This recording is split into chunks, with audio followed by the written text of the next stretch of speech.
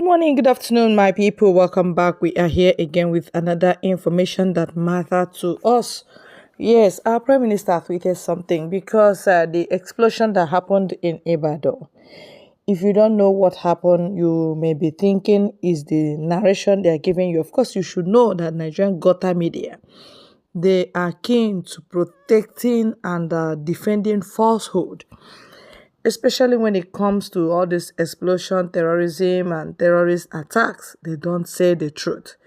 If they report that 150 people died in a particular pogrom, know that it's actually 350 people that died, because they know how to minimize and cover up cases of terrorism so that they will not hurt or do whatever that will make Fulani to be angry. Listening to this, our Prime Minister now said, breaking news, photo story. The aerial footage from a drone showing impact of explosion in Bodija area of Ibadan, Oyo State. This is a terrorist attack on Biafra-dominated area in Yorubaland. It is part of the ongoing pogrom against Igbo Biafrans and their businesses across Yorubaland.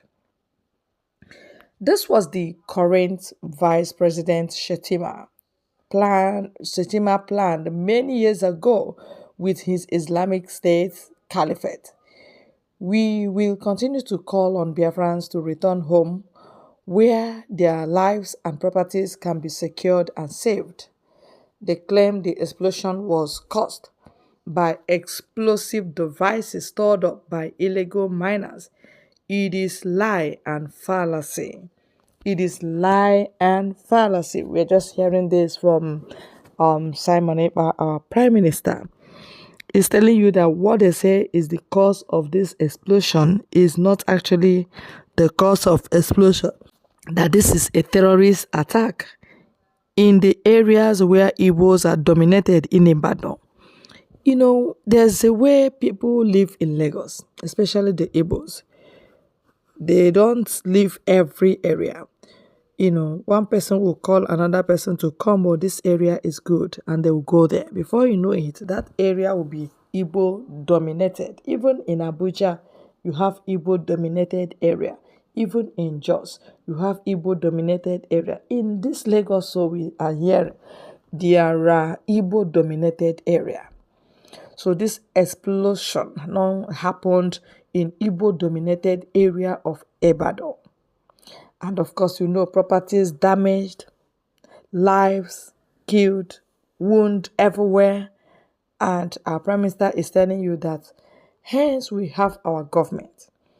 And we are advising people to please start going home, because from frying pan to fire is the same thing.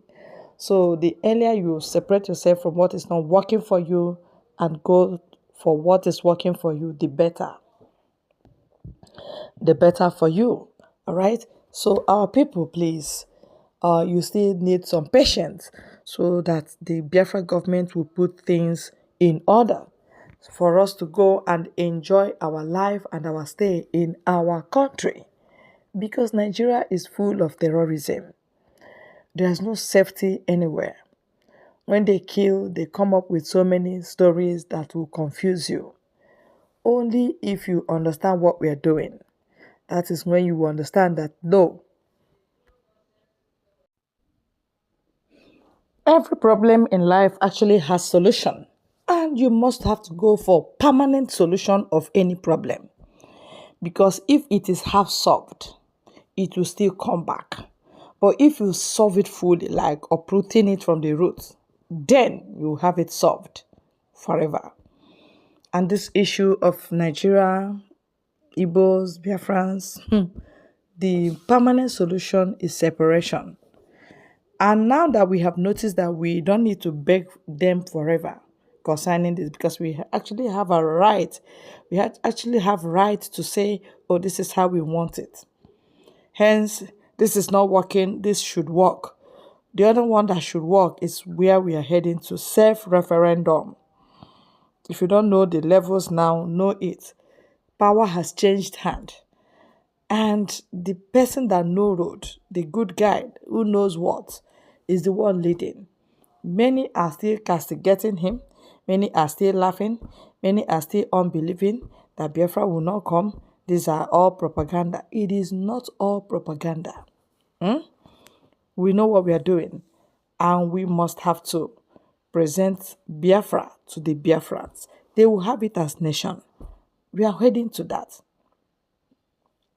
Shetima has said it that they will continue to strangle the Igbos economically. He said it before the election, and when the audio went viral, he did not deny it. He did not deny it, all right? Even if he denied it, they know how to lie. And must we believe in lies? Denying it does not make it real that he didn't say such thing. He actually said it because that was a voice note. And after the election, all these things started. If you come to Lagos, you see the Igbos suffering, you see them crying, you see their shops being demolished, you see their markets being destroyed without notice and all that and all that. They'll just give them very short notice. Before you know it, they will bring the bulldozer, they'll start crumbling the shop, and then anything that the owner of the shop brings out, the hoodlums that are following them up and down will pick it up. So it's just like losing everything. We call that jihad. That is economic strangulation. And that is what happened in Ibadan.